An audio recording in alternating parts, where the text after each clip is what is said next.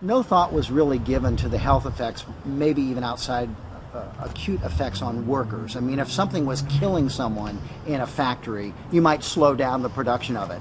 But once it was out into the environment, there were no laws, there were no regulations, there were no thresholds, and that is largely true today. I mean, one of our toughest talking points, both with reporters and with regular people, they just can't believe these chemicals aren't regulated, but they're not. A lot of these chemicals are post-war creations, so they entered commerce in the aftermath of World War II.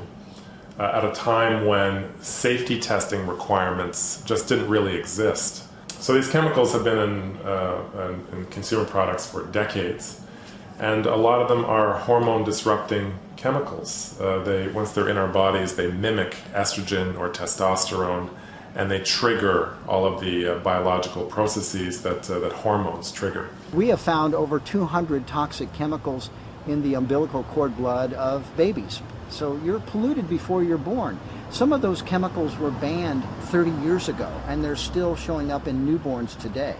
So we have this incredibly disturbing legacy of pollutants that stick around for a long time. They're toxic. They get into our blood. And on top of that, we have a flood of new chemicals and uses of those chemicals in consumer products day in and day out that we're exposed to. It's often overwhelming when you think of 80,000 chemicals out there in commerce and how many are entering every day into our lives.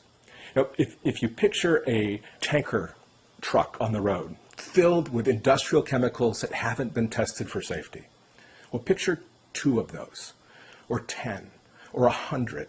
Picture 1,000 of those. Picture 100,000 of those tanker trucks, or 500,000 of them. Enough to line all the way from California to New York and back again. That's how many industrial chemicals enter our commerce every single day, and most of them have never been tested for safety. Now, that can be overwhelming, and it should be. We need to take action. But for an individual parent, it's important to know that we only have a very small area to defend. Our home, first of all, but even narrower than that. The chemicals get into kids basically in just 3 ways. It's what goes into their mouth, it's what they breathe, and what goes onto their skin. And if we take charge there, that's the best way that we can protect our own kids.